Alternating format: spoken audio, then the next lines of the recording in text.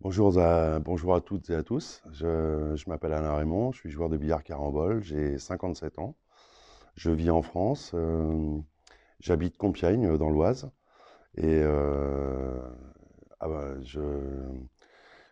aujourd'hui, je suis, après toutes les années que j'ai passées de ma vie, c'est dans le billard, dans le monde du billard.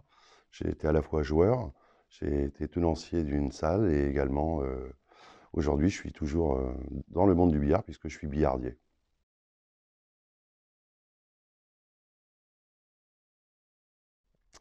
Je suis né donc dans un milieu billardistique, puisque mes parents tenaient à Compiègne un bar qui s'appelait Le Rétro, où se trouvait donc le billard club compiègnois.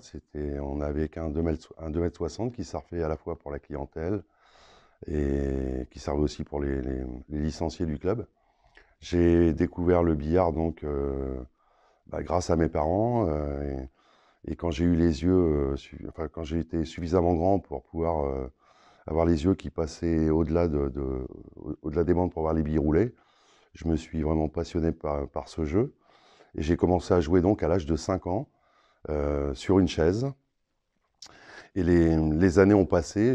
Mon père était également joueur de billard, spécialiste du jeu de la bande, puisqu'il a été 5 fois champion de France. Et donc voilà, il m'a initié à plein de choses dans ce mode de jeu. Il m'a fait adorer ce mode de jeu. Et de fil en aiguille, donc j'ai progressé, j'ai joué de plus en plus. Au départ, je jouais plus au football qu'au billard. Et des problèmes de santé sont survenus à l'âge de 12-13 ans, où je ne pouvais plus pratiquer le football, et donc je me suis mis à 100% dans le billard. Je tiens à préciser une chose aussi, c'est que ce qui m'a fait jouer, m'entraîner et faire des progrès au démarrage, c'est le fait que ma sœur jouait également et qu'elle était plus forte que moi. Et donc, mon premier adversaire, ça a été ma sœur, parce qu'il fallait absolument que je la batte.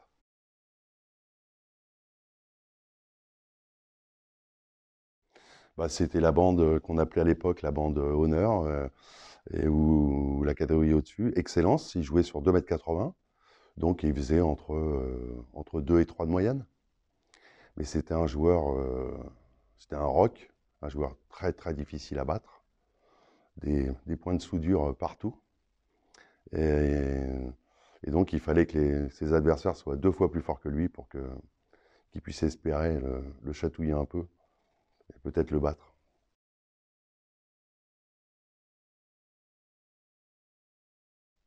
Oui, ça a été mon premier professeur. Il, je me souviens que l'on passait avec ma sœur, il nous donnait le soir, il nous donnait des cours, et il nous apprenait tous les points, enfin, tous les rétros, les coulées, les une bande, les deux bandes. Et il n'avait pas trop de patience.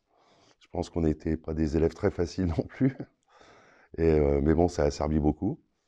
Voilà, et ensuite, il y a eu, à l'âge de 13 ans, donc, il y a eu cette chance, le destin qui est venu vers moi et qui a fait que j'ai eu la chance de rencontrer Roland Dufetel.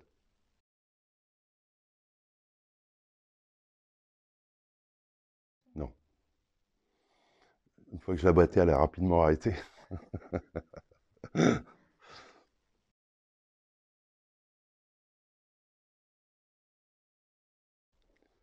Voilà, qui servait à la fois pour voilà, ça servait pour les clients de passage qui voulaient taper dans les billes et également.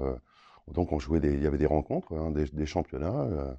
Donc le billard club compiègnois faisait partie du district ouest de billard et on avait donc c'était des rencontres, voilà, des rencontres avec tous les clubs de l'Oise, Beauvais, Crépy-en-Valois, Senlis et beaucoup d'autres.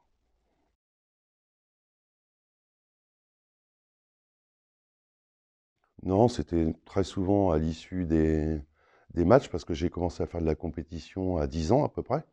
Et donc, il était toujours à proximité du billard, ça me mettait pas forcément bien à l'aise. Et je savais si je faisais des erreurs, qu'il y aurait des retombées forcément ensuite. Donc on reprenait un petit peu tout ce qui n'avait pas été. Et, euh, mais bon, ça m'a fait progresser. Et j'adorais m'entraîner, j'adorais taper dans les billes. Je rentrais de l'école, je jetais mon sac US pour taper dans les billes. J'étais réellement passionné.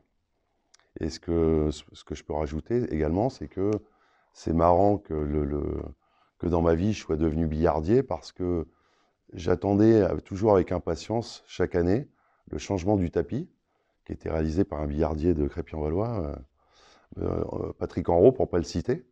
Et à l'époque, il travaillait encore à l'ancienne, avec des clowns de menuisier. C'était un travail vraiment passionnant. Je refusais d'aller à l'école le jour où il venait changer le tapis parce que son travail me passionnait. Je regardais ça avec beaucoup d'importance. Voilà, et c'est marrant d'être devenu billardier aujourd'hui.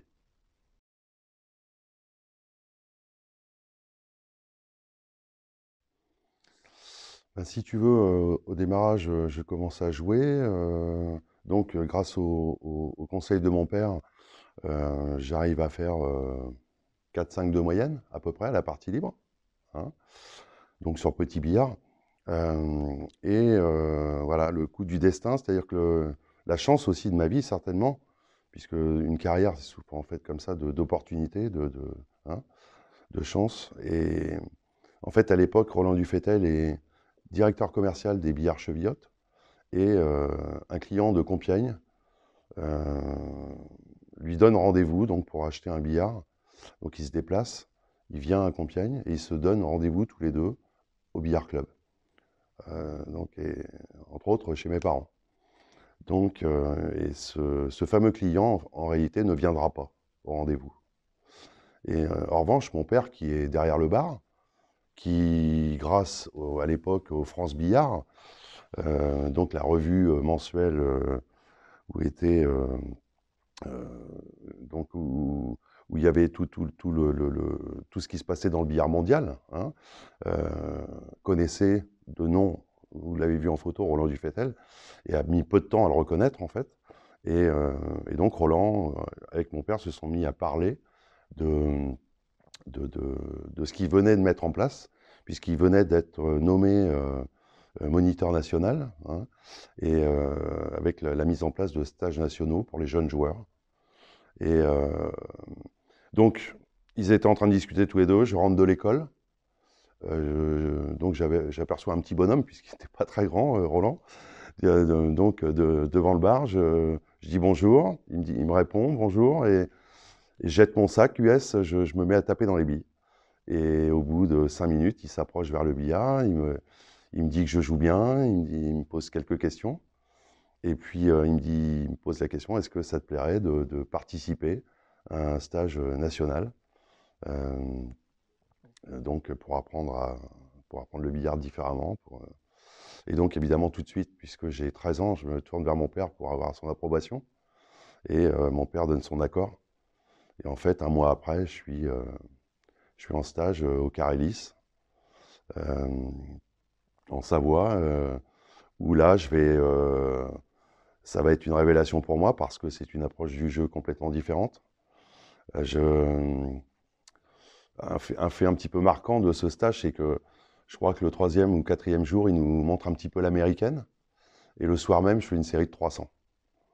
Donc, voilà, c'est grâce à son enseignement, grâce à sa gentillesse, grâce à faire corroborer au niveau des billes tout ce qu'il expliquait. Euh, Moi, c'est une façon d'enseigner, enfin sa façon d'enseigner m'a très très bien convenu. Je, je- Ça me plaisait énormément. Et donc, il m'a transmis plein de choses qui m'ont fait faire des progrès très très rapidement.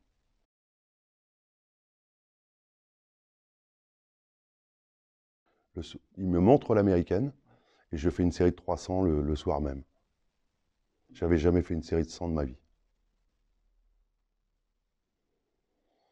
Alors je faisais pas ensuite, bien sûr, c'était un petit peu un coup d'éclat. Je faisais pas subitement chaque jour la série de 300 pour autant.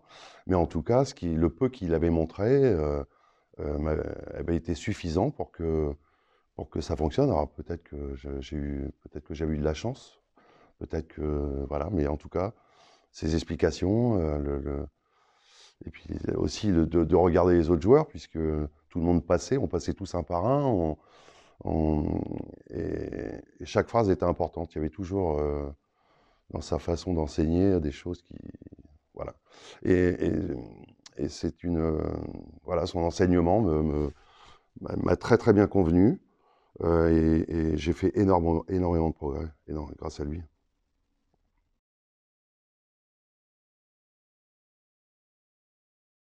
Voilà, je passe énormément de temps dans les stages à prendre des notes, beaucoup. Je, et surtout, je m'entraîne. Hein, à cette époque-là, euh, je pense que la première année, il y a qu'un seul stage en hiver, donc au Carélis, une station de sport d'hiver. Et ensuite, je crois que l'année suivante, la fédération met en place également des stages d'été au Vieux-Boucau, donc près dans le sud-ouest, près de Bayonne, où là, il y a aussi des billards qui sont aménagés par la fédération française, et où donc on aura raison de deux stages, un ou deux stages par an. Voilà, donc je prends beaucoup de notes, je m'entraîne beaucoup. À chaque stage, j'arrive avec des nouvelles questions. J'ai tellement travaillé enfin, je travaille tellement à l'entraînement que je trouve parfois sur certains points une façon de jouer des points un petit peu différemment. Donc je lui montre ce que je joue. Et donc, et c'est là où c'est assez formidable, c'est que il me laisse complètement, voilà, il me dit, voilà, je t'ai montré quelque chose, tu as essayé autre chose, est-ce que ça fonctionne très bien? Oui, oui, parfaitement. Le fais-tu facilement? Oui, je le fais facilement. Eh ben, fais ça, joue comme ça. Donc, c'est quelqu'un voilà, qui te pousse vers ce que tu fais de mieux, sans jamais te contrarier, que ce soit. Alors, il y a forcément un minimum de choses à respecter dans la rigueur, forcément, mais ensuite, voilà, il s'inquiète pas trop. J'ai pas une position de la main droite sur le fût qui est trop recommandée, puisque j'ai tendance à tenir la queue avec trois doigts simplement, avec un jeu de balancier du poignet qui au démarrage lui déplaît un petit peu, il m'en parle pas, mais plus tard il va me dire il me dit en fait ça me déplaisait, j'avais envie que tu changes ça, mais je t'ai laissé faire. Et surtout quand je voyais que tes moyennes doublaient quasiment chaque année, euh, je- ça ne te portait pas préjudice du tout. Et donc c'est ta façon de jouer, c'est ta façon de faire. J'avais pas lieu de t'empêcher voilà, d'être comme tu es.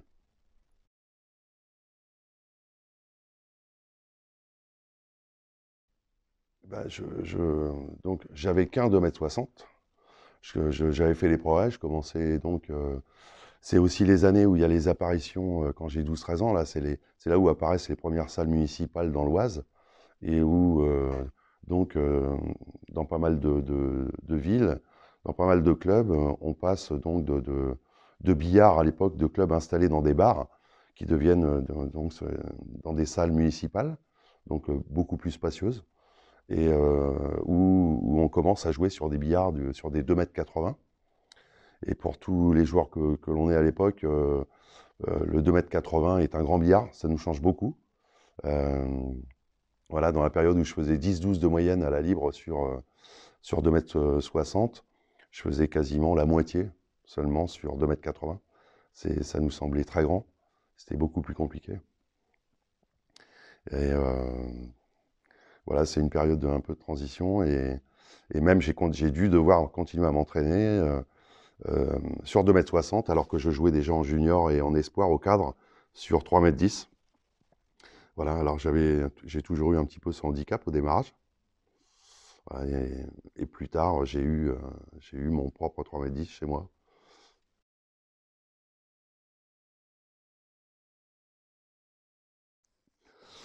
Le maximum possible, c'est-à-dire que le billard, il n'y en a qu'un de billard, c'est un 2,60 m, comme je t'ai dit, il y a beaucoup de monde. Le billard doit tourner à peu près 15 heures par jour. Donc, dès que c'est libre, je tape dans les billes. Dès que, Voilà, je sais pas, peut-être que je joue au moins 2 heures par jour seul, je pense.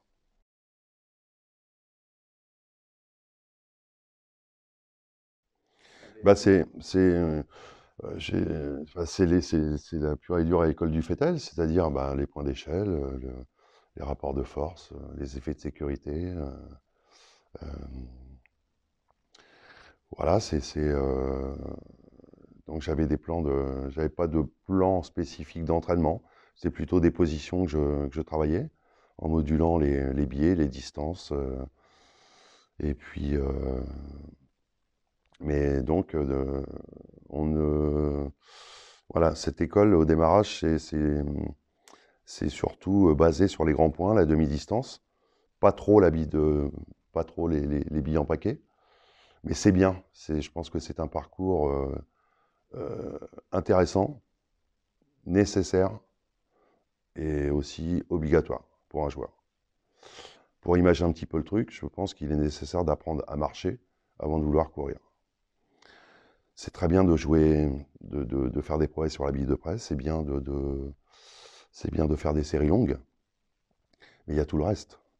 Hein, je pense que ce qu'il y a d'important, c'est d'avoir des facilités sur les grands points, des repères, des automatismes, euh, de bien jouer de bien jouer le demi-distance et aussi, et puis ensuite la série. Mais on le sait tous qu'on passe 90% ou 95% de notre temps à se battre avec les billes, à les perdre. Elles sont souvent très fuyantes, un peu enfin, pour tous les joueurs, pour à tous les modes de jeu, pas sauf au 3 bandes bien sûr, mais dans les jeux de série. Et donc il faut réussir à les dompter. Et donc on passe plus de temps à mal jouer, à se battre avec les billes, plutôt que très près des billes dans un premier temps. Donc je pense qu'il est nécessaire d'être capable, c'était plus ou moins sa philosophie, d'être capable de jouer longtemps mal sans rater. Tout en jouant constamment un billard de fête. C'est-à-dire prendre du plaisir, jouer avec du rythme et, et réussir à rendre l'entraînement sympathique, plaisant, agréable, euh, de façon à pouvoir s'entraîner longtemps.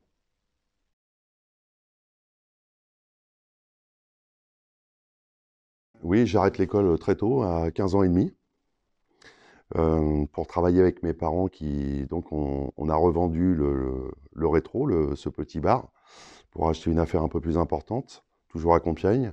Et il y a une salle de réunion, en fait, que l'on transforme. Et c'est là où je vais avoir enfin, oui, mon premier billard, un 3 b 10, sur lequel je vais pouvoir m'entraîner. Et à partir de ce moment-là, voilà, tout change. Je travaille le matin, je travaille le soir, mais chaque après-midi, je m'entraîne 4-5 heures par jour.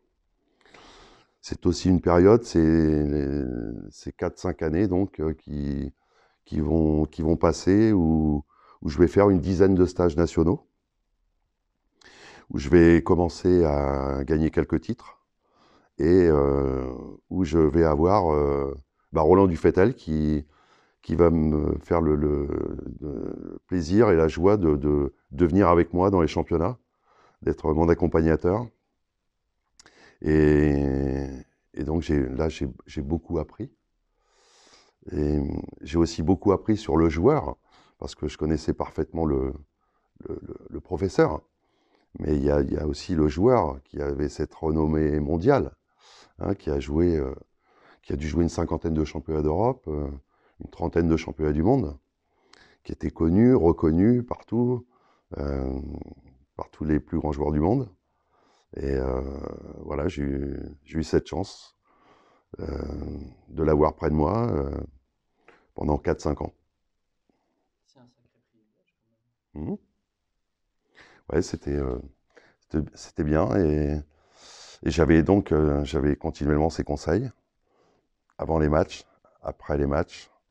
Euh, et parce que ça fait donc quelques années, ce qui transpire, enfin ce qui reste, c'est, voilà, jamais il m'a dit que j'avais mal joué. Il y avait jamais de problème, il y avait que des solutions. Euh, Ce qui comptait, c'était avant tout que je prenne du plaisir à jouer. Et il me disait tout le temps que par ce plaisir, j'allais forcément, faire des progrès. Alors il m'a emmené, j'ai eu la chance de voir, j'ai eu la chance grâce à lui de prendre un petit peu de cours avec Ludo Dielis. J'ai eu aussi la chance d'aller voir Émile Vaflard, qui à l'époque était le professeur de Frédéric Caudron. Voilà, grâce à lui, j'ai voilà, eu la chance de vivre des choses que seul je n'aurais certainement pas vécues.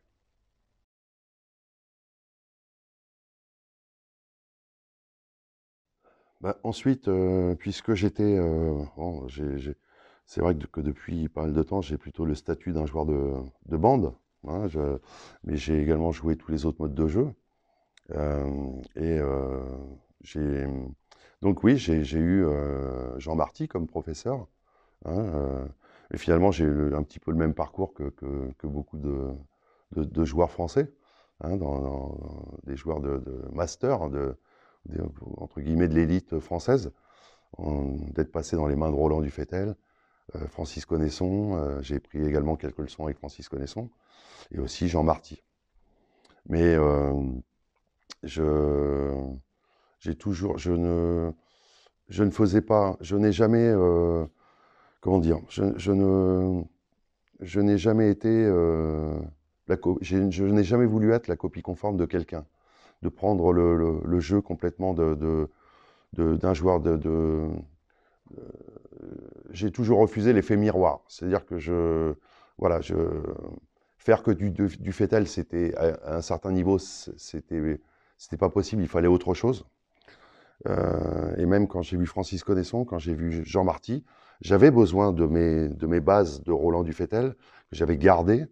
Donc je pense que j'ai toujours eu l'esprit assez ouvert et que je me suis imprégné de différents joueurs, de certaines choses.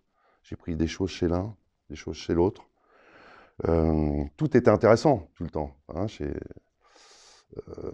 chez eux, mais par rapport à ma façon de jouer, ma façon de voir le jeu, par rapport à mes qualités, mes défauts. Je, voilà, je ne vais pas dire que j'ai fait ma sauce moi-même, mais je, je me suis imprégné, je suis un concentré en fait voilà, de ces gens-là. Euh, alors, donc, il y a donc cette période. Donc, je vais jouer au cadre jusqu'à l'âge de 30 ans à peu près. Et ensuite, pour finir par me spécialiser plutôt à l'avant.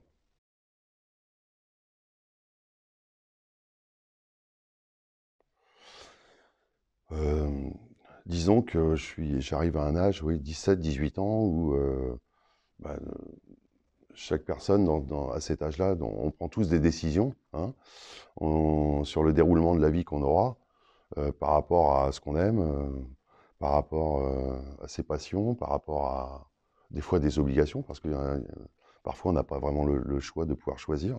Et moi j'ai eu cette chance. Je pense que le fait que mon père soit joueur de billard, ça a beaucoup aidé à ça. Euh, et donc je commence à jouer énormément. Mais en revanche, ce qui a changé avec le tout début, c'est que ça en devient quasiment un travail, un métier. Euh, Là, je commence à avoir des objectifs. Je commence à rêver un petit peu du futur. J'ai envie mais ça, c'est le rêve de tout le monde, je pense, mais j'ai envie d'être parmi les meilleurs joueurs du monde. J'ai envie voilà, ça devient, je le fais sérieusement. Je commence à avoir un entraînement structuré. Je fais des progrès. Je fais beaucoup de progrès. Au point où je suis champion de France à la bande. Mon premier titre de champion de France à la bande, c'est à 17 ans en première catégorie. Et donc, voilà, là, il y a quelque chose. J'ai la chance à la fois de travailler beaucoup, de m'entraîner beaucoup, et puis il y a aussi les résultats qui viennent. La progression, voilà, je vais progresser continuellement.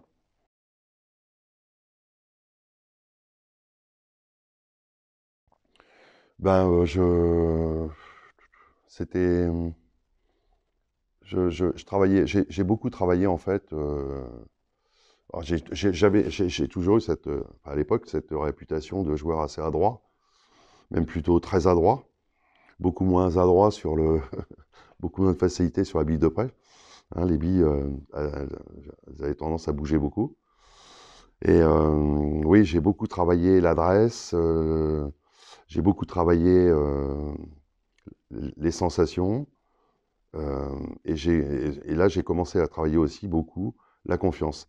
C'est-à-dire que mes entraînements étaient principalement basés souvent sur des propres défis que je me mettais au cours des entraînements. C'est-à-dire que par exemple, je me disais, bon, je mettais les billes dans le tiers, et je disais, bon, bah, voilà, tu joues pour 50 pour être champion du monde. C'était du 47-2, de la partie libre, ou peu importe. Et de façon à essayer de me mettre dans des conditions de match, réussir à me mettre la pression, même si j'étais tout seul dans la salle, pouvoir me jouer avec le cœur qui bat. J'arrivais à me mettre vraiment dans des conditions de match. Enfin, je trouve que j'arrivais pas trop mal à le faire et que j'ai travaillé beaucoup ça, beaucoup ça.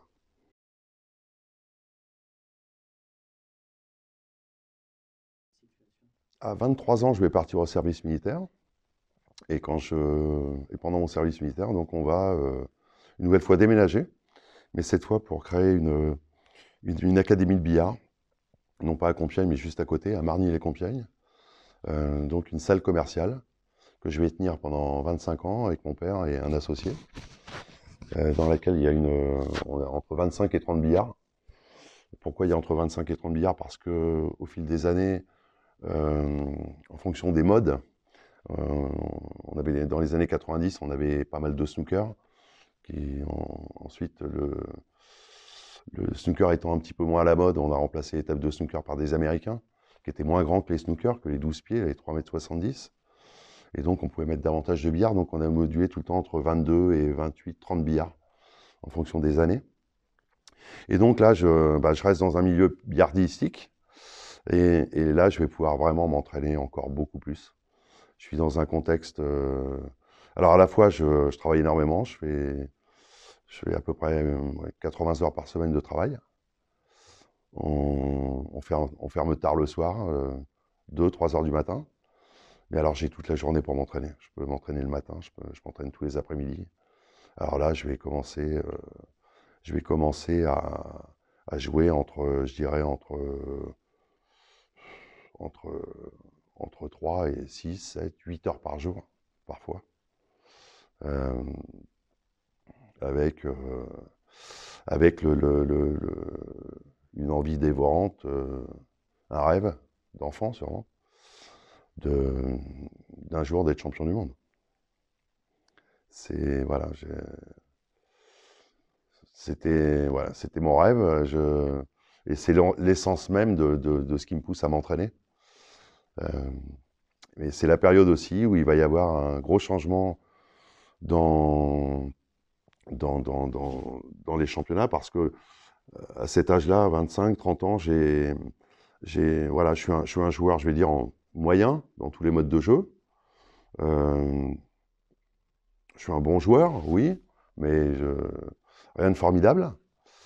Et je vais mettre 2, 3 ans à prendre une décision en me souvenant des conseils de Roland Dufetel qui m'avait dit souviens-toi toujours d'une chose, c'est que à force de jouer à tout, on joue à rien.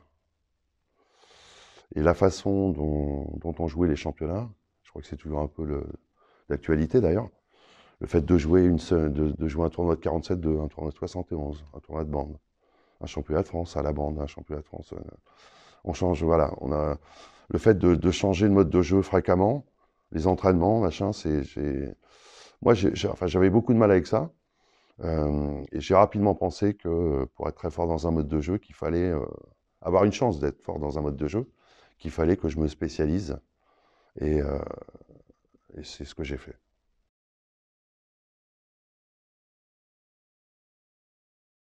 30 ans, on va dire 30 ans. Là, je vais continuer à jouer au 71-2 et à la bande. Le 4-71-2, c'est un jeu qui me convient bien. On est dans le demi-distance. Voilà, c'est souvent des coups assez appuyés. Alors que le 47, c'est quand même, quand on joue pas trop mal, c'est plutôt de la bille de près, machin. Au 71, il y a beaucoup de demi-distance. Ça navigue beaucoup et ça ressemble tout à fait au jeu que j'aime. J'ai toujours pris un plaisir immense à jouer au 71-2. Je pense que dans les jeux de cadre, pour moi, c'était le plus beau et le plus agréable à jouer. Euh, et en même temps, je vais donc jouer à la bande. Et pour finir par me spécialiser qu'à la bande, ne plus jouer qu'à ça.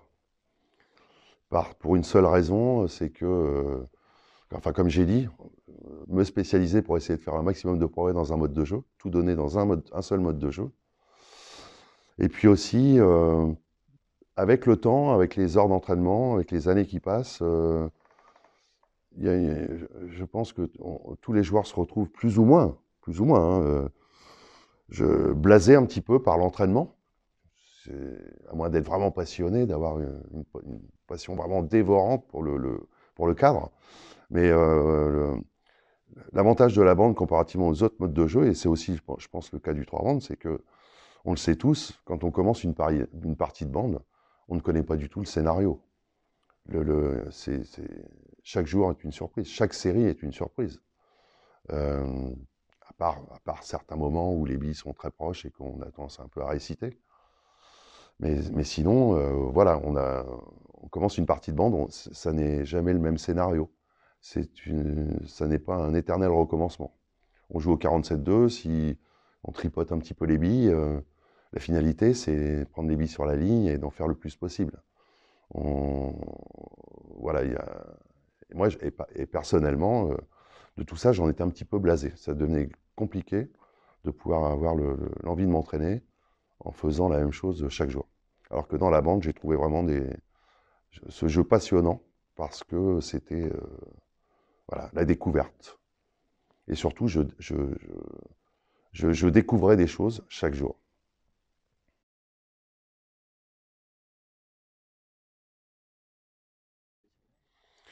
Alors j'ai été marié peu de temps, mais j'ai été marié et il est vrai que le billard avait une place très très importante. Euh, donc il est vrai que voilà, ça, dans ma vie personnelle, alors je regrette rien du tout, hein, mais voilà, j'ai le billard, ma passion pour le jeu, oui, oui, a amené des zones d'ombre dans ma vie familiale, hein. Euh, voilà, c'était quelquefois compliqué, mais les gens étaient prévenus, c'était clair et net. Voilà, rien ne m'aurait fait arrêter quoi que ce soit.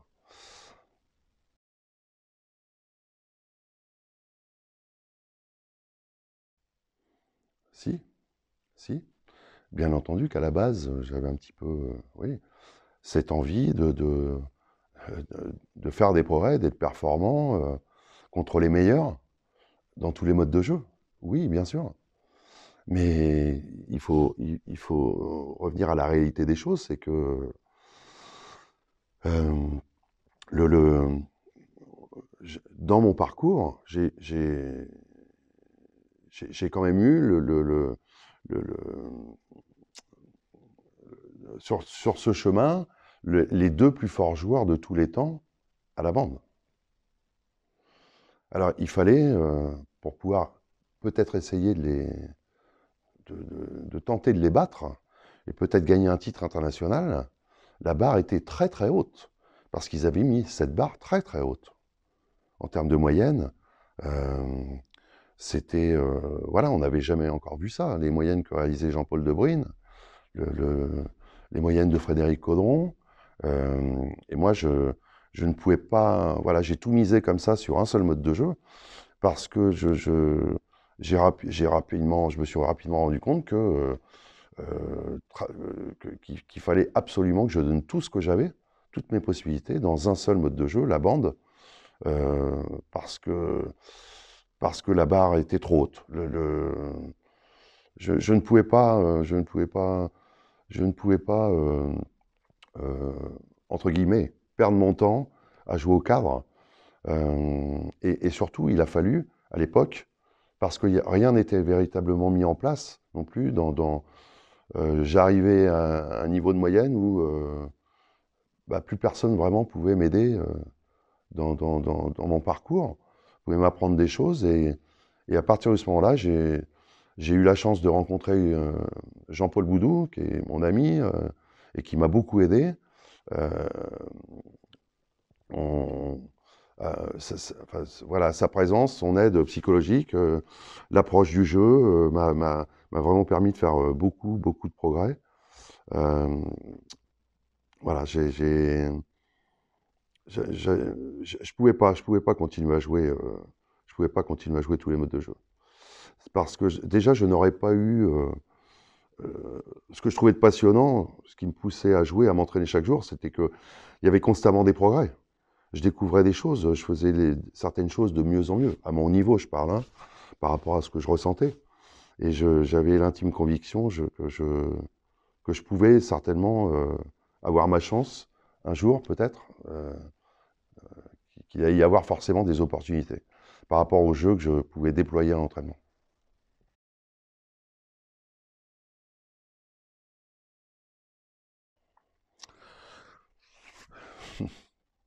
Ce, ce travail a été fait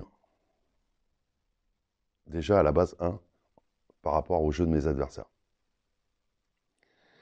Il fallait pouvoir, pour pouvoir dealer contre les plus forts, euh, il fallait que j'ai un jeu beaucoup plus efficace, que je sois plus près des billes. Il fallait que je fasse des séries beaucoup plus longues. Et a fortiori, donc, faire beaucoup plus de moyennes pour être le plus compétitif possible.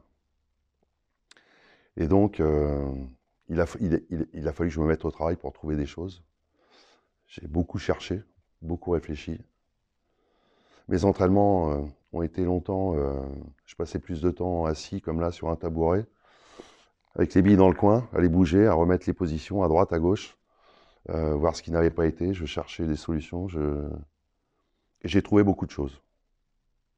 J'ai trouvé, avec le temps, beaucoup de choses qui m'ont permis de pouvoir faire des performances insoupçonnables pour moi.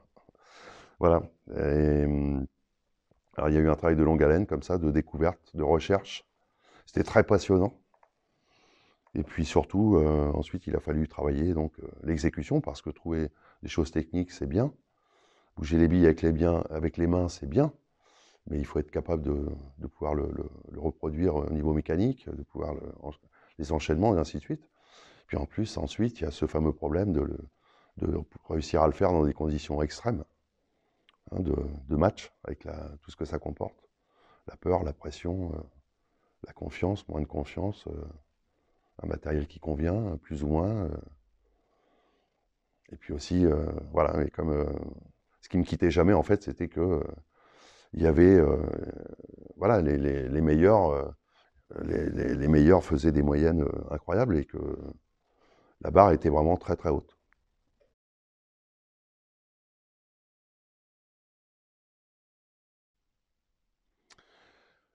Mon entraînement se déroule. Euh, Déjà, il y a une chose très importante, c'est que avec Jean-Paul, donc l'approche que l'on a du jeu, l'avant-championnat, l'après-championnat, débriefing. Après chaque championnat, on- on fait un bilan. On- je travaille ce qui a fonctionné. Enfin, je travaille, j'essaye je me remets au travail sur des choses qui n'ont pas forcément bien fonctionné. J'essaye donc de trouver des repères, davantage de sensations. J'essaye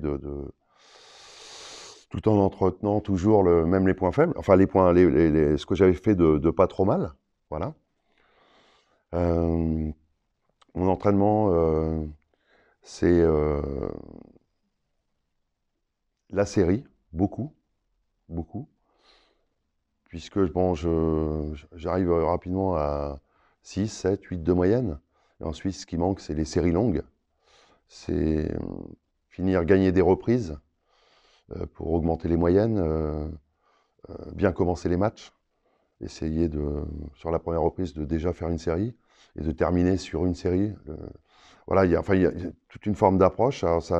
Et ça fait que mon travail, c'est beaucoup la confiance et constamment des défis, en fait. Voilà, une position, je pars d'une position, j'essaye d'en faire le plus possible. Et ensuite, j'essaye de trouver voilà, ce qui n'a pas été, ce qu'il faut améliorer. Mais voilà, je vais découvrir des choses chaque jour. Chaque jour, je vais découvrir. Mais, ce que je peux rajouter aussi, c'est que, alors je ne jouais pas tous les jours 5 ou 8 heures. Hein. Il y a des jours où je jouais 5 minutes, 10 minutes. Parce que je prenais la queue, je commençais à taper dans les billes. Et puis, j'étais pas dans un contexte. Voilà, on a tous hein, des problèmes parallèles, des choses à penser. Et lorsque je n'étais pas à 100% dans mon entraînement, j'ai arrêté rapidement. Et en revanche, le jour d'après, ça me manquait et j'avais qu'une hâte, c'était d'y retourner. Voilà, avec beaucoup de défis. Voilà, beaucoup de défis, je me mettais la pression tout seul. Maintenant, il y a des gens qui peuvent le prouver, puisqu'il y avait des gens qui étaient présents au cours des entraînements ou des séries que je pouvais réaliser à l'entraînement. À l'entraînement, je faisais la série de 200 tous les jours, chaque jour. Donc pour pouvoir faire entre 60 et 100 dans les tournois, dans les championnats, j'avais besoin de faire 150 ou 200 de séries chaque jour. Et chaque jour, je faisais une série de 200, sans problème. Alors je jouais, en termes de quantité, je jouais, allez, on va dire une moyenne de 5 heures par jour, 5-6 heures par jour, et je jouais entre 2005 et 300 et 3000 points de bande chaque jour. 100 points à l'entraînement, c'était à peu près 10 minutes. Donc je jouais, je savais que mon rythme, c'était ça, j'avais joué, c'était 500 points de l'heure à peu près.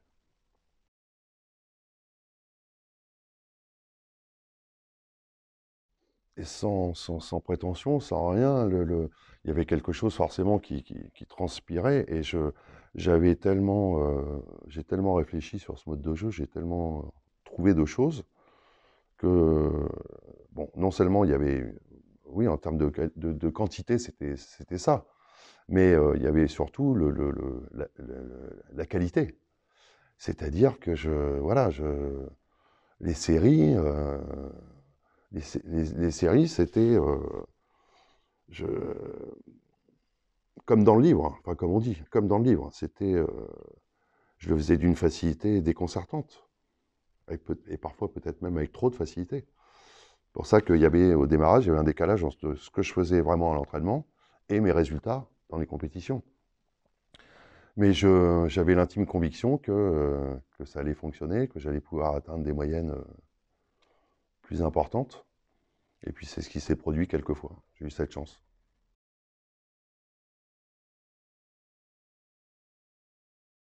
Bon, je sais pas, je compte pas. Je pense que c'est un peu plus de 30 fois champion de France. Euh, Jamais champion de France cadet.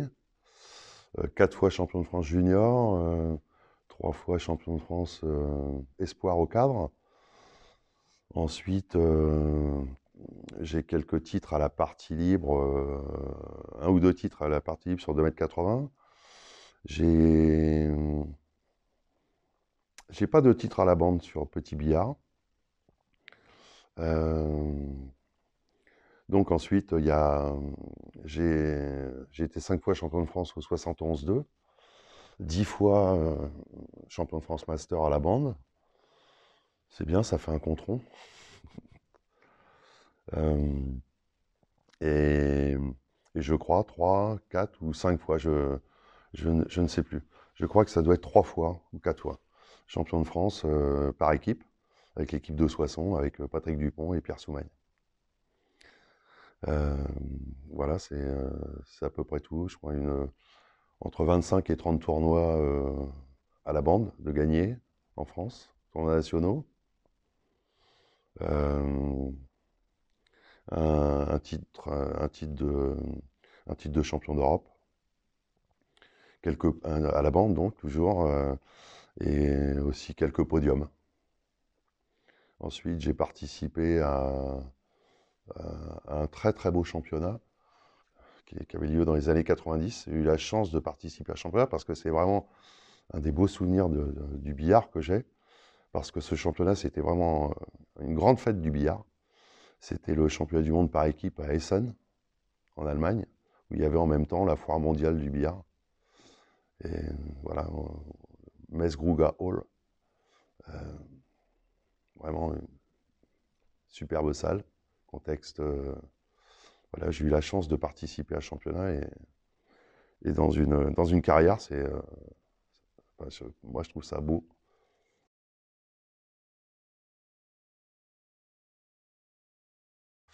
Oui, oui, oui, on a été, oui, avec Soissons, on a été, oui, sur le podium, oui, je pense quelques fois, troisième peut-être. On n'a jamais joué, on n'a jamais joué de finale.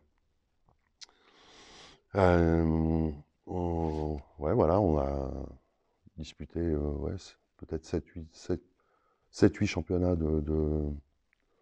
d'Europe par équipe, avec durant cette période une équipe qui a tout raflé, une équipe d'exception, avec trois joueurs fantastiques. C'est-à-dire Jean-Paul De Bruyne à la bande, Patrick Nissen au 71-2, et puis Henri Tillman au 47-2, qui, je crois, n'a pas perdu un seul match pendant 5 ou 6 ans. Quelque chose d'assez exceptionnel. Ils étaient vraiment imbattables, je pense. Et les championnats du monde? Championnat du monde, alors un premier championnat du monde en 92 à Duisbourg, où donc on joue par set de 75 points, où je vais réaliser quelque chose d'exceptionnel pour moi, c'est que je vais réaliser un set sur mouche. Donc, et là aussi, quelque chose, une découverte importante, c'est enfin, oui, une discussion qui va s'avérer importante par la suite. Voilà, je vais faire la connaissance de Fanzi Greten. J'ai toujours aimé ce joueur par son jeu, son flegme autour de billard, la classe. Et je me suis beaucoup, je crois, pas mal imprégné de ça. C'était un véritable spectacle, c'était un plaisir de le voir jouer. Voilà, et on va beaucoup discuter, on va beaucoup parler, beaucoup partager, et il va je vais pas dire qu'il va me formater, mais il va me dire vraiment des choses très importantes, des phrases qui vont me rester ancrées en moi, voilà, qui vont être très importantes pour la suite. Euh, Comme le fait qu'il fallait que je joue. Alors ça peut paraître d'une simplicité pour certains, mais pour moi c'était quelque chose d'important. Il m'a dit qu'il fallait absolument que je joue si je voulais jouer la bande et que la bande, il fallait que je joue tout ce qui se présentait à moi au niveau de la bande. Il ne fallait pas rater une seule journée parce qu'il y aurait forcément à un moment donné un ou plusieurs jours où je pourrais jouer peut-être d'une façon mon meilleur niveau et où j'aurais peut-être un peu plus de chance et il ne fallait pas passer à côté de ce moment. Et il se passe que, en fait, et dans ma carrière, il va y avoir, comme ça des moments bah, je, où je vais pas oublier ce qu'il m'a dit. Notamment quand j'ai fait les 125 en une reprise euh, à Elda. Ce jour-là, j'étais malade. J'hésitais à me lever de mon lit tellement j'étais au plus mal. Et puis, finalement, je vais aller jouer cette partie. Et puis, je vais battre mon record, entre guillemets. Je vais réussir à faire la partie parfaite puisque je fais 125 sur mouche à la première reprise. Euh, et là, j'ai pensé à lui, quoi. Et il avait raison, quoi. Parce que, voilà, si j'avais décidé, parce que sous prétexte que j'avais de la fièvre, de ne pas me lever et de rester à l'hôtel, me faire remplacer, je serais passé à côté. Donc, ce qu'il m'a dit, en 92 était resté, il s'était pas trompé.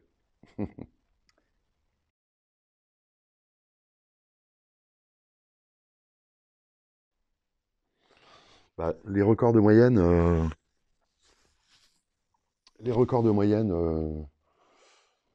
enfin, mes propres records, hein, euh, il y a eu, la première fois, c'était où j'ai accroché 18, presque 19 de moyenne. C'était un tournoi, un tournoi européen en Hollande, où j'avais joué, oui, j'avais joué par équipe, où j'avais joué à presque 19 de moyenne. Euh, ça a été, c'est un grand souvenir. Ensuite, il y a eu, dans ma période, dans ma meilleure période, il y a eu la Super Cup euh, à, donc chez Prinzen à Arlo, la Super Cup dont tu participais d'ailleurs, où je crois que j'ai fait 18,60 de moyenne générale. Ça avait été voilà, un super championnat pour moi. Euh, je pense qu'à ce moment-là, j'étais au sommet de ce que je pouvais, de ce que je pouvais faire au niveau performance. Je pense que j'étais arrivé à mon maximum. Ça, c'est pour le. Donc après, il y a oui, les 125 sur mouche, toujours pareil, en championnat par équipe. Donc avec une série. Alors, c'est pas trop les 125, c'est plutôt. Il y a toujours la performance du nombre de points, bien sûr, mais c'est surtout la facture de jeu. Ce jour-là, c'est voilà, j'ai joué le point de départ, j'ai fait un rappel pour mettre les billes dans le coin, et j'ai pu rappeler du tout. Les billes n'arrêtaient pas de bouger, ça voyageait, il n'y a eu aucun rappel, il n'y a plus eu de rappel, quoi. Tu parles de rappel de long. Plus en longueur, et plus en largeur non plus. Ça a été fini. J'en ai eu qu'un seul. Ensuite, dans les moments comme ça, de record, mais qui sont. Enfin, c'est des souvenirs que j'ai. Il y a eu une égalisation aussi, toujours dans un championnat d'Europe par équipe, une partie avec Jean-Paul Debruyne, où j'avais j'avais égalisé sur une série de 98. Où, et là pareil, je mets les billes dans le coin et je vais plus rappeler pendant plus de 90 points. Il n'y a plus de rappel en largeur, plus de rappel en largeur, plus rien. Les billes, voilà, c'est que du tricot. Alors, il y a des moments comme ça, on est en osmose avec les billes. Ça n'arrive pas très souvent, mais bon. Et sinon, au niveau français, ben, je... Alors, les records sont faits pour être battus et j'espère que ça va être battu bientôt. Je crois avoir toujours le record de France avec la moyenne générale dans un championnat de France avec 10,34 ou 10,50, je ne sais plus. Donc, je crois que j'ai toujours ce record-là. Sinon, mes meilleures performances, c'est en tournoi, je crois que c'est 16 de moyenne. Voilà. Euh, voilà en ce qui concerne les performances.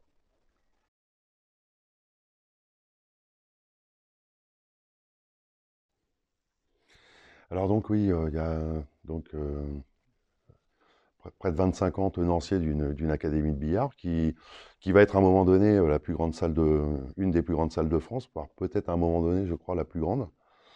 Et puis ensuite, alors déjà, dans cette fameuse salle, c'est moi qui entretiens les billards et je suis déjà dans cette salle, j'ai changé plus de 1000 tapis en 25 ans, puisqu'on changeait 2 à 3 fois les tapis par an.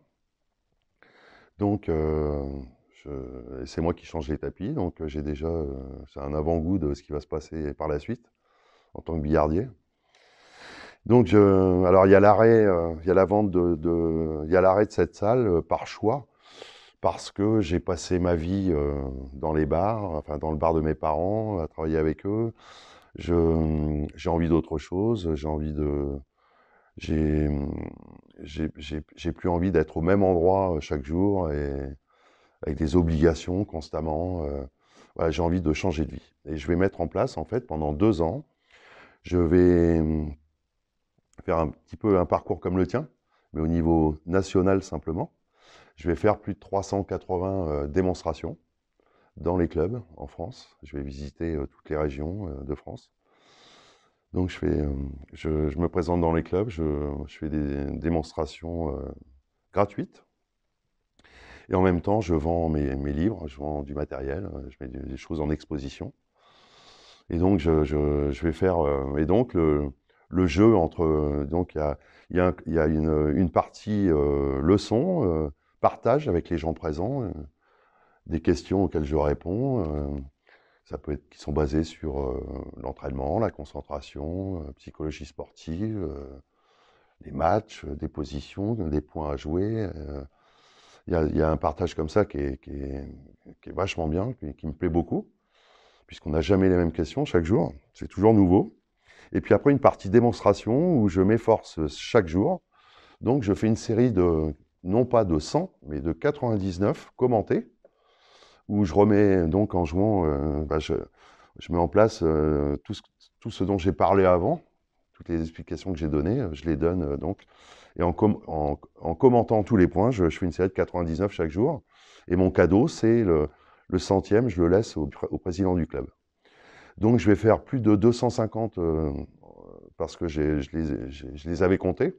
Je crois que c'est 256 séries de 99. J'ai jamais fait la série de 100, je m'en excuse. Et donc c'était mon plaisir. Et voilà, et je voyageais de club en club chaque jour. Voilà, c'est une période de... C'était bien. J'ai découvert mon pays aussi, la France, parce que j'évitais de prendre les autoroutes. C'était la campagne. Je me déplaçais le matin, je jouais l'après-midi. Et puis voilà, je prenais enfin l'air à la suite de 25 années derrière le bar, avec mon plateau, à servir les gens. Là, je me retrouvais. Il y a eu une forme de liberté incroyable.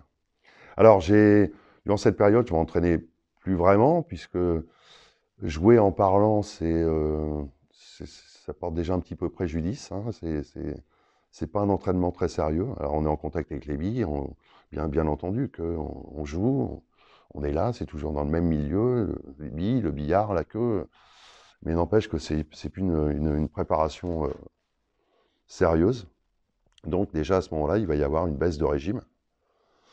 Et ensuite, je vais prendre la décision de devenir billardier.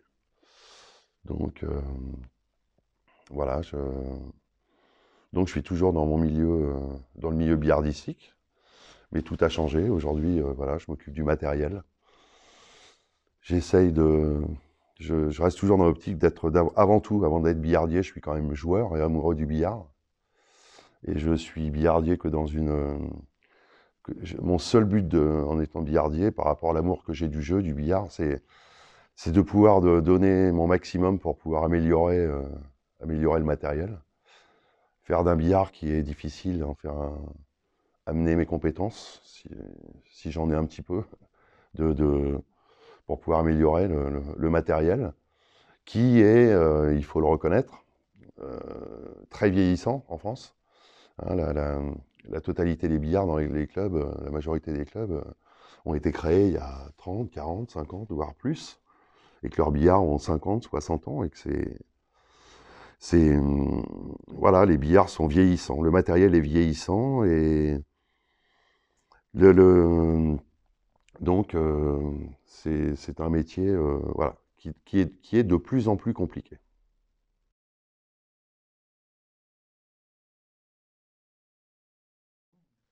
Alors je vais être franc avec toi. Euh, le, le- je, quand j'ai commencé, puisque si tu veux, si j'avais fait du phoning, si j'avais appelé les présidents de club en leur disant je me présente, je m'appelle Alain Raymond et je peux vous faire une petite démonstration cet après-midi pour 150, 200 ou 300 euros, je pense que j'en aurais pas fait 10 en 2 ans. Maintenant, l'approche que j'ai eue de venir, de me présenter, de proposer quelque chose, sans faire du forcing, sans faire de la force de vente, sans jamais m'a permis d'être accepté partout. Et je m'efforçais chaque jour enfin, la seule demande que j'avais par rapport au club, c'était qu'ils convoquent qu'ils invitent 2 ou 3 présidents de clubs des alentours pour qu'ils viennent voir ce que j'offrais comme la démonstration que j'offrais. Hein. Et ces gens pouvaient, si ça leur avait plu, me proposer de venir faire la même chose chez eux, quelques temps après. Et donc, voilà. C'est comme ça que j'ai réussi à contacter les clubs, à voir les gens. Et puis, surtout, la mode en France, c'est quand même la majorité des présidents, ce sont des gens souvent plutôt âgés, souvent retraités. Et ce sont des gens qui ont une façon de fonctionner un petit peu à l'ancienne, c'est-à-dire qu'ils aiment ils préfèrent, ils aiment le contact humain, ils aiment voir et découvrir la personne qu'ils ont en face d'eux, à savoir, voilà, euh, pour te faire travailler par la suite, hein, sous forme de billardier, de venir faire un stage. Voilà, ces gens ont besoin de cette relation, voilà, de découvrir la personne qu'ils ont en face d'eux. Je pense que ça m'a ouvert beaucoup de portes, je pense, beaucoup. Alors, au démarrage, les premières démonstrations, j'étais parti pour dormir dans ma voiture et prendre, donc d'utiliser les stations-service pour pouvoir prendre une douche et puis avant d'aller jouer dans les clubs. Voilà, j'étais parti comme ça, j'avais pas, voilà, j'ai eu à une époque un petit peu de problèmes financiers. J'avais, voilà, la salle, je l'ai arrêtée et je n'avais pas réussi à la revendre. Hein, donc ça avait été, voilà, j'avais pas vraiment récupéré d'argent, donc j'ai commencé un petit peu, enfin, j'avais pas trop de deniers pour commencer, et donc sans hésitation, j'étais prêt à dormir dans ma voiture, j'étais prêt, voilà. Et en fait, j'ai eu une chance incroyable. Je suis parti faire ma première démonstration du côté d'Auxerre. J'avais pas, enfin, que très peu de matériel à vendre. Et tout est parti, tout a été vendu. Et le soir même, donc, j'avais suffisamment d'argent pour pouvoir me payer une chambre d'hôtel. Et puis voilà, de fil en aiguille, ça a fonctionné. Et petit à petit, voilà, voilà, ça a résolu pas mal de problèmes, mais j'étais prêt à tout faire.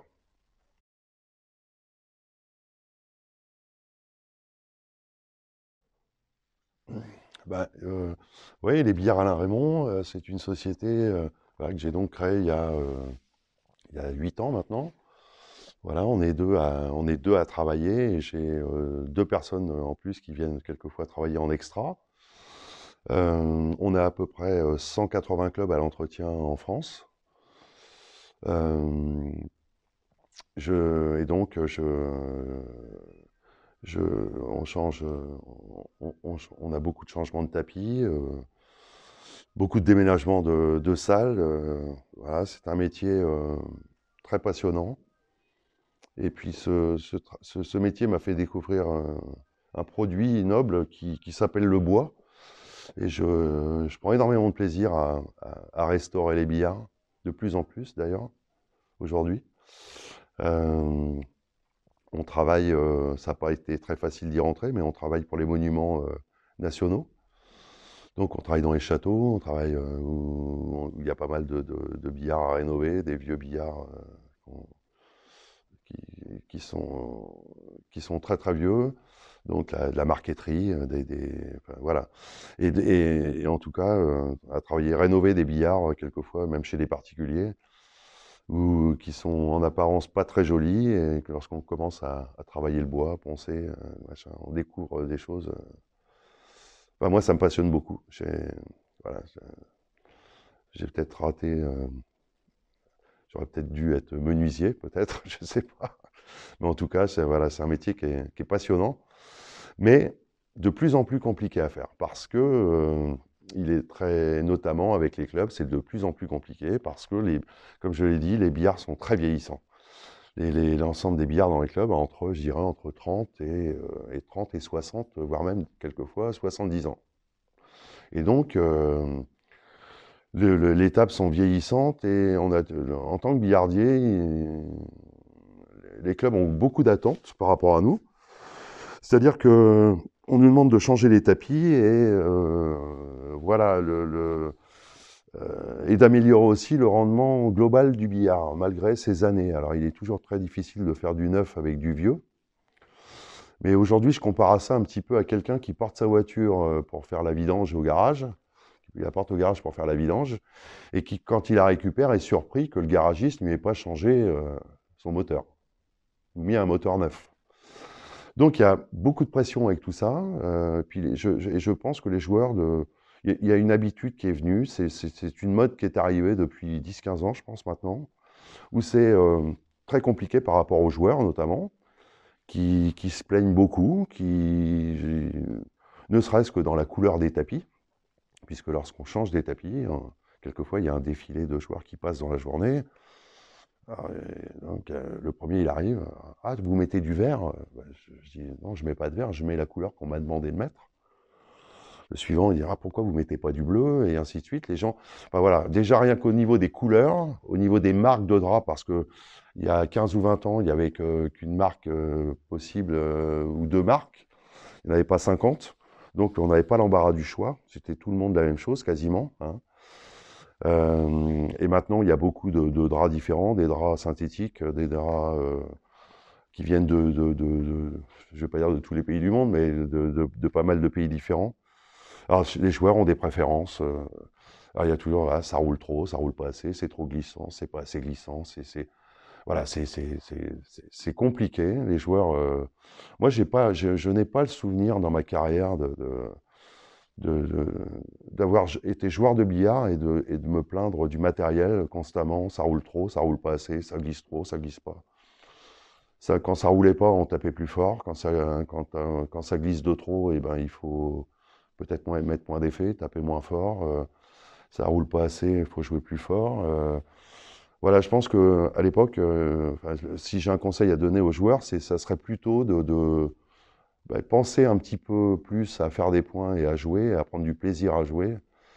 Et voilà, voilà, par exemple, je parlais des démonstrations tout à l'heure, quand j'ai fait plus de 300 démonstrations dans des clubs différents, je ne testais pas les billards avant de commencer à réaliser une série. Voilà, c'était une découverte chaque jour au niveau du matériel, avec des bandes neuves, des bandes usagées, des billards très roulants ou pas roulants du tout, des billes qui reculaient énormément ou pas du tout.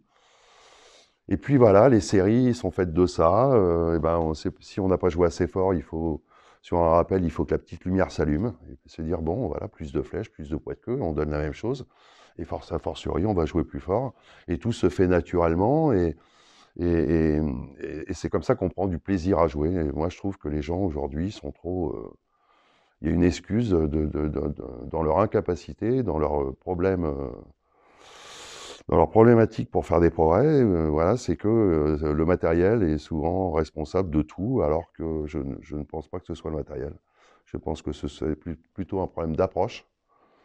Voilà, et de faire ce qu'il faut lorsque. Si ça roule trop, il faut jouer moins fort. On va pas passer tout le championnat à se plaindre, ça roule trop, ou ça roule pas assez. Non, je pense pas. Je pense qu'il faut être, voilà, c'est aux joueurs de se plier au matériel et non pas l'inverse.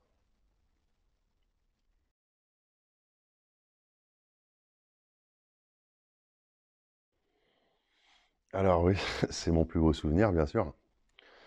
Euh, ce, je pense que ce titre, il n'arrive pas par accident, parce que déjà, c'est une période où je joue bien, peut-être un petit peu au-dessus de mon niveau en général. Donc je crois que le championnat a lieu en janvier 2005. Et deux mois avant, je participe, enfin, ouais, j'ai la chance de participer au championnat du monde de 47-2 à Ronchin. Et déjà au cours de ce championnat, grâce à Louis Edelin, ça je dois le souligner, qui m'a mis, je suis allé le voir une ou deux fois à Paris, on a partagé beaucoup de choses, et on a eu une approche psychologique du championnat du monde de 47-2. J'ai réussi, grâce à ce qu'il m'a dit, à, à jouer, à m'exprimer au meilleur de ma forme.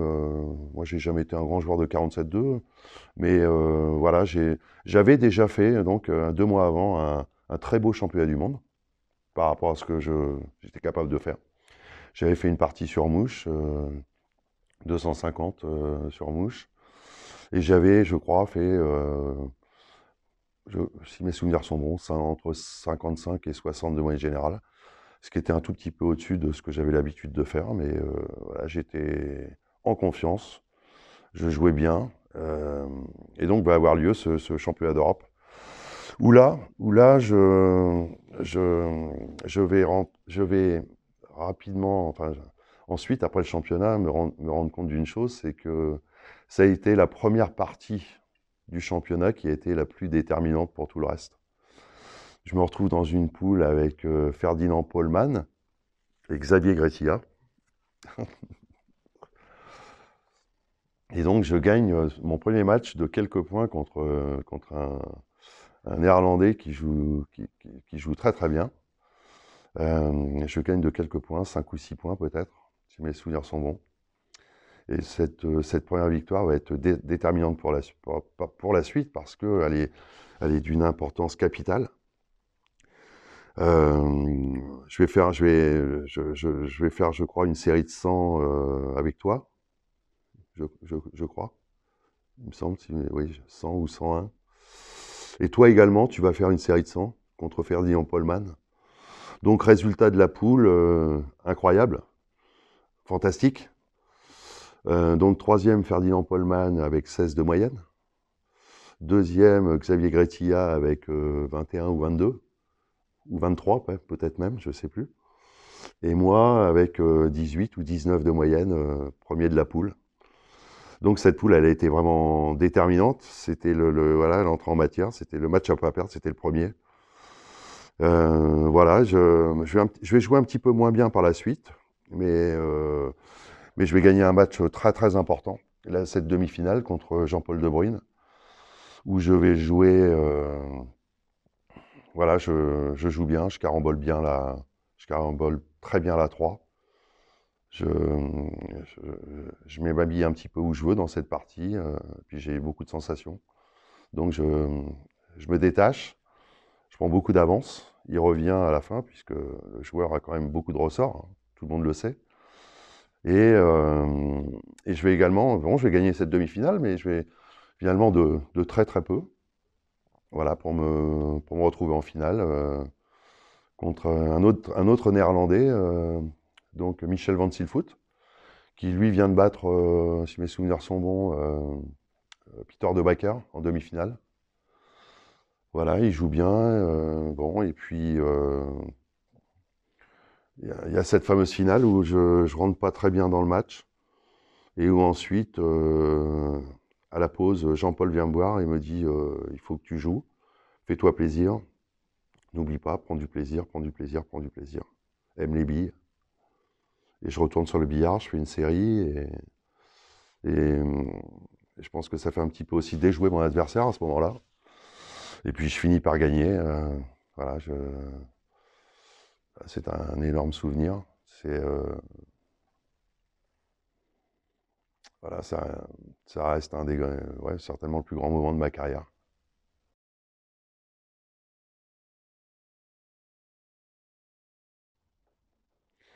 Quel est le plus mauvais? Je pense que j'en ai pas. Le plus mauvais, j'ai pas véritablement, à vrai dire, j'ai pas véritablement de mauvais souvenirs. Chaque expérience est différente. L'approche que l'on avait avec Jean-Paul, déjà, c'est que si on gagnait pas, on perdait pas. On apprenait, tout le temps, constamment. On avait cette forme voilà, je me remettais en question tout le temps, même si j'avais gagné. Il y avait forcément eu des zones d'ombre, des choses pas trop bien.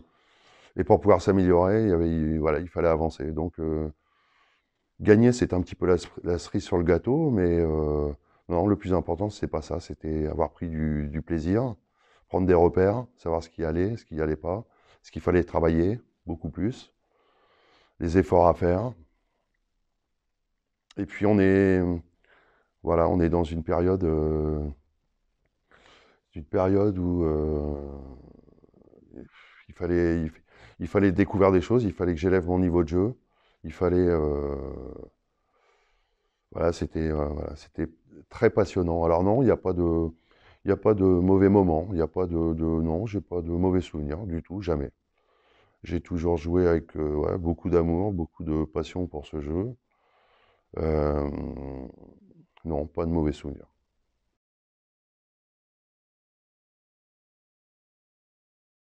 Bah, c'est une relation, voilà, déjà on est très amis, et puis voilà, j'ai très rapidement, voilà, c'est devenu une personne de confiance qui m'a apporté beaucoup de choses. J'ai jamais eu j'ai jamais eu peur de dire que voilà, toutes mes performances, sans lui, la majorité des performances que j'ai pu faire n'auraient jamais existé, parce que psychologiquement, c'est quelqu'un qui m'a amené des choses, une certaine réflexion, beaucoup de recul. Euh, Bien souvent, quand on est seul, on n'est pas très objectif, on voit un petit peu les choses de trop près, et d'avoir une personne de confiance qui est capable de, de, de parler de certaines choses que tu as provoquées, que tu as fait, que tu as vécu, mais avec une vision différente, ça aide beaucoup. Et donc, voilà. Et donc, je dis, bien oui, on était une équipe, une vraie équipe. Euh, alors maintenant, il m'a jamais appris à jouer un coup d'une bande, ni quoi que ce soit. Mais sur la psychologie humaine, façon de se comporter, la façon d'aller au billard, de prendre du plaisir à jouer, l'approche, voilà, enfin tout, quoi, tout.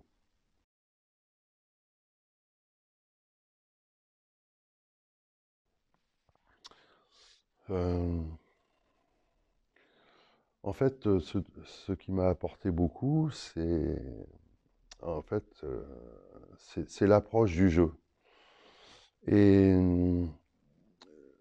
et donc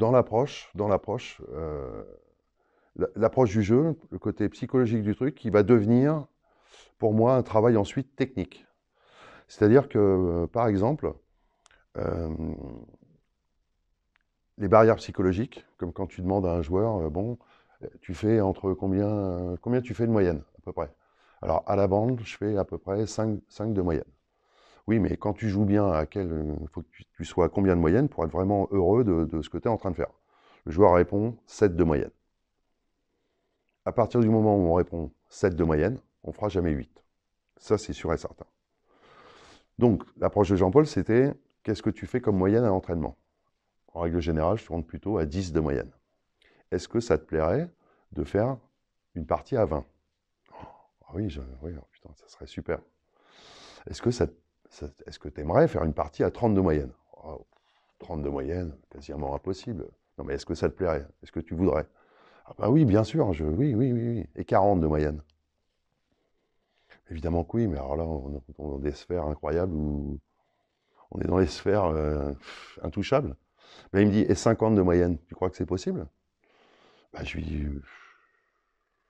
j'ai du mal à le croire, à m'imaginer. Donc, et là-dessus, c'est là que il prend toute son importance. C'est qu'il commence à me dire, bon, bah, voilà, 50 de moyenne, c'est 200 points en 4 reprises, mais ce n'est que 4 séries de 50. Alors, on va commencer au commencement. Donc, 4 séries de 50. Une série de 50, c'est 5 séries de 10. Alors, donc, il me pose la question, j'aimerais que tu me répondes sincèrement. Est-ce que tu te sens d'être capable de faire 10 points d'affilée à la bande sans perdre les billes? Et là, je réponds que non, j'en suis pas sûr. Donc il me dit, apprends à faire 10 points sans perdre les billes. Et c'est là que je vais être obligé de mettre en place tout un système de jeu et de réflexion, point par point, pour ne plus essayer de ne plus perdre les billes, ou en tout cas de les perdre le moins souvent possible, pour être le plus performant possible, d'avoir les billes toujours plus ou moins en paquet, enfin essayer. Parce qu'on sait que le jeu de la bande est quand même un jeu ingrat, hein, ça rigole pas tout le temps non plus. Donc, il y a cette approche psychologique tac, qui devient aussi, ensuite technique. Alors, donc il me dit, bah, quand tu seras capable de faire une série de 10 sans perdre les billes, tu m'appelles et je viens te voir. On en rediscute. Donc c'est là que je vais me mettre au travail pour essayer de trouver des choses techniques qui font que je vais perdre un peu moins souvent les billes. Jusqu'à... Ça va prendre quelques mois, jusqu'à un moment pour me rendre compte d'une chose, c'est que bien souvent, et c'est pour ça que parfois, je l'ai écrit et je le dis, je le crie souvent partout, que le placement à la bande, ça n'existe pas sur un point de bande. Que c'est pour emmener sa propre bille à un endroit défini, il ne faut se servir que de la bille numéro 2, en fait. Et à partir du moment où j'ai trouvé ça, moi-même, toute ma vision du jeu a changé, en fait. La 2 est devenue la bille la plus importante, bien plus que ma bille numéro 1 ou que la bille numéro 3. Et tout mon jeu était basé là-dessus. Donc, c'est là où j'ai été capable de faire mes premières séries de 10 avec l'intime conviction de ne pas perdre les billes. Et donc, à Frey, c'était simplement des séries de 10. 10. Tu te poses, tu t'assois, 30 secondes, tu reviens, 10 points, 10 points, 10 points, 10 points, 10 points. Et comme ça, on a abattu des barrières psychologiques. Alors, je me suis entraîné, à peu près 6 mois. Un beau jour, il vient, donc il m'appelle et il me dit demain, je viens à la salle, tu seras là. Le premier client, ami qui arrive, joueur, qui fait une partie avec toi, vous faites une partie en 200 à la bande. Et là, je fais 200 en 3 reprises. Je commence par 80 de série. Ben voilà, je suis au-dessus de mes 50 points qu'il fallait faire, et ainsi de suite. C'est comme ça. Et en fait, je me contente de faire des séries de 10, et j'essaye de ne pas perdre les billes. Et c'est tout.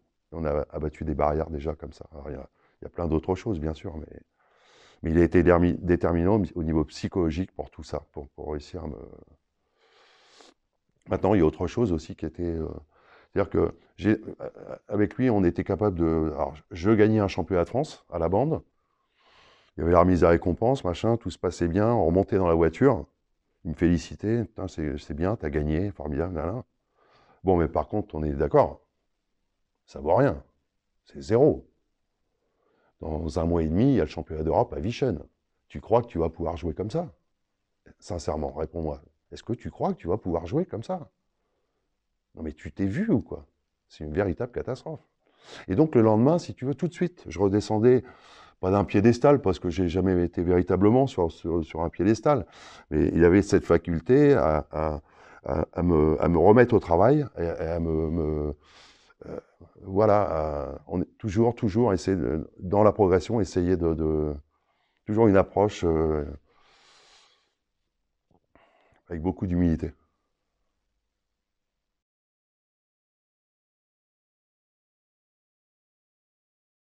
Bon, pas véritablement, hein, les années de métier, les années m'ont appris à ne pas jouer les matchs avant que ce soit l'heure de les jouer. Maintenant, oui, oui, avant même oui, faisais, oui, je faisais un travail un peu sur moi-même. Allez, on va dire une demi-heure avant que le match commence, pour essayer de rentrer dans les meilleures conditions et puis essayer déjà pour jouer le point de départ, être à 120% sur le point de départ, pour essayer enfin, si j'avais la chance de le jouer, pardon, de pouvoir imposer un rythme à la partie, imposer ma cadence, essayer de faire une série tout de suite. Donc il fallait forcément être déjà in the zone. Donc voilà, une préparation comme ça. Alors maintenant, c'est un certain nombre de choses aussi avec la chose, je pense, la plus importante dans l'entraînement. C'est aussi, voilà, il y a une période où les billes, je les voyais grosses comme ça, comme des ballons de football. Tu as une confiance incroyable. À aucun moment, tu penses que tu peux rater. C'est des circonstances qui font que Voilà. Et moins tu t'entraînes, et plus les billes rétrécissent.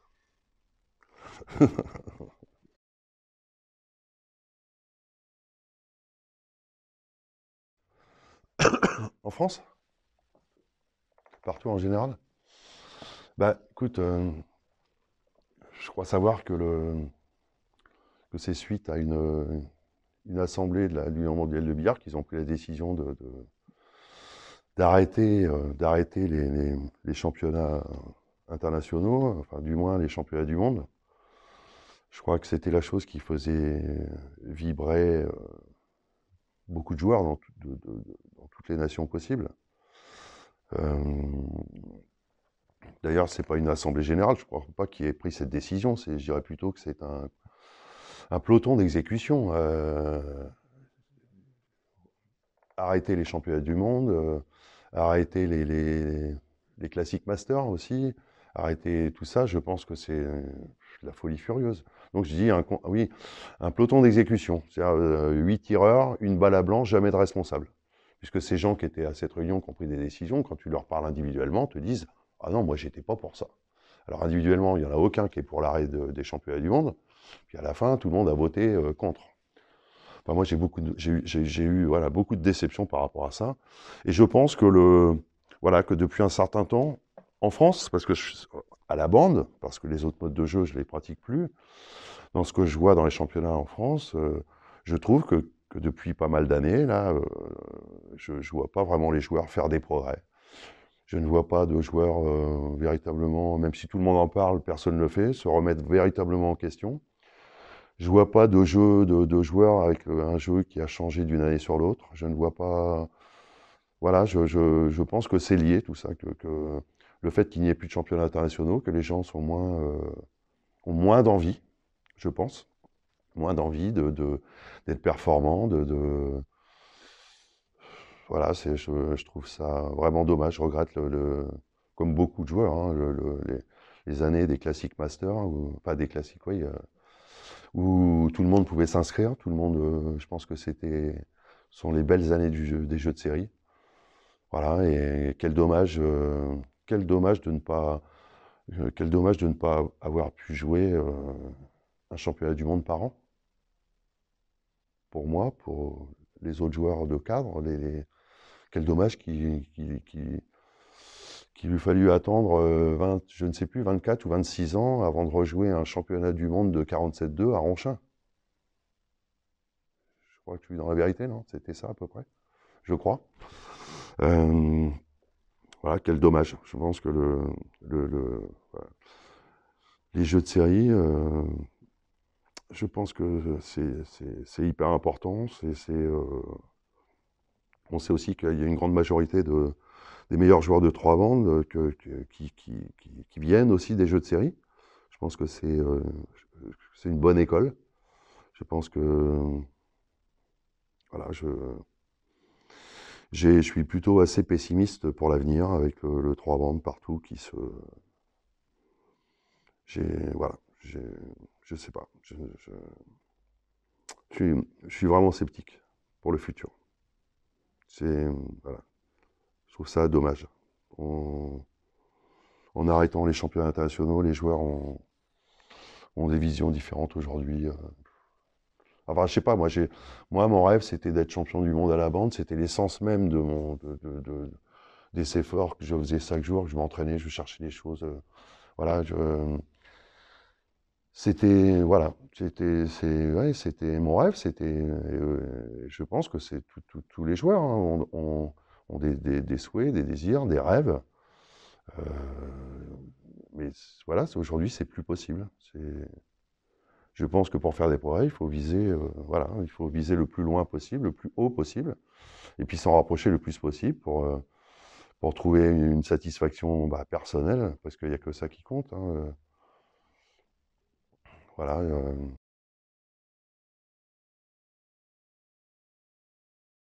Il y a quelque chose auquel j'avais pensé qui ferait enfin qui pourrait, pour remettre un petit peu par rapport à excuse-moi, et par rapport à ce que j'expliquais par rapport à Jean-Paul Debrine, Jean-Paul De Bruyne, par rapport à Frédéric Caudron, par rapport à toi, par rapport aux meilleurs joueurs, entre guillemets, du monde à la bande, comme quoi la barre était haute. Et j'avais pensé hier à un truc, c'était de parler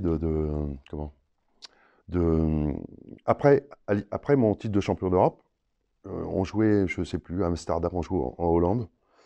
Donc, je défendais mon titre. Et donc, il y a eu un tour de jeu extraordinaire. Je ne sais pas si tu te rappelles. Donc, je joue. Je ne sais plus avec qui je joue. Donc, on joue en 150 points. Parce que comme j'étais tenant du titre, je suis rentré j'ai dû commencer à jouer que le samedi, je crois. Et donc, ça a été tout de suite 150. Et donc ça joue sur les 4 billards. Je gagne mon match. Je ne sais plus avec qui. Et à vrai dire, je signe la feuille de match je me rappelle que l'affichage, c'était une salle de sport, dans l'affichage, c'était les vrais compteurs de basket, là, à 4 faces, où de chaque côté des tribunes, tu peux voir les scores. Et je regardais pas, j'avais pas regardé précisément mon score, et donc, je termine le match, je vais dans le vestiaire, j'ai gagné, et je demande à Jean-Paul, j'ai gagné en combien de reprises? Et il me dit, tu as gagné en 4. Ah ben, je lui dis, non, c'est pas mal. Et donc là, il me dit, bah oui, c'est pas mal, mais c'est la plus mauvaise partie du tour. Donc il y a eu 2 parties en 2 coups, une en 3, et moi la plus mauvaise en 4. Bah, pour remettre un petit peu le contexte de la bande à cette période-là, quoi. Et l'année d'après, c'est l'année d'après, je crois, que Jean-Paul a fait à Courtrai, où il a fait les 25 et quelques de moyenne générale, quoi. C'est con, j'aurais bien voulu placer ça. Ça aurait pu intéresser les gens pour remettre un petit peu ce contexte, pour dire, bon, voilà, ça rigolait pas beaucoup, quoi, hein. Une reprise, c'était une reprise, hein.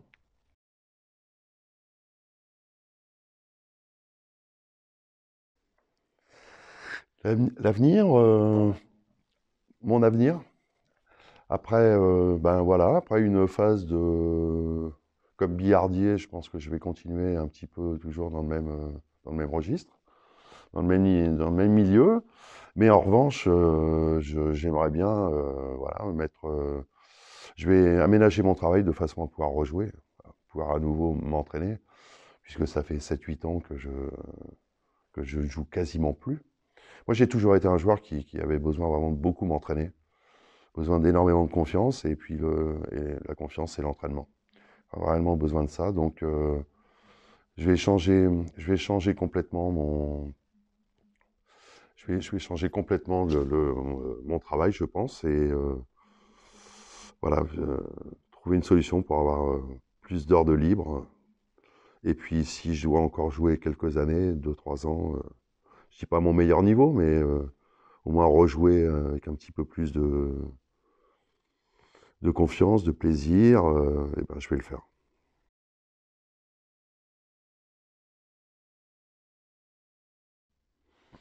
Ah, j'aimerais bien regagner quelques championnats de France. Non, ouais, ouais, non, j'aimerais bien recommencer. Je l'ai jamais fait, donc j'aimerais bien, voilà, j'aimerais bien gagner un championnat ou un tournoi à plus de 20 de moyenne. Oui, ça me ferait plaisir. Ça a toujours été un rêve, et donc voilà. En tout cas, je pense que c'est pas impossible. J'ai la faiblesse de le croire. Voilà. Après, il suffit de tout mettre en place pour que ça puisse se réaliser. Et ça, c'est qu'une question, voilà, faut avoir l'envie, trouver le défi, les bonnes. C'est l'essence même de ce qu'on met dans la machine. L'envie, le défi personnel, le plaisir, et après tout peut arriver.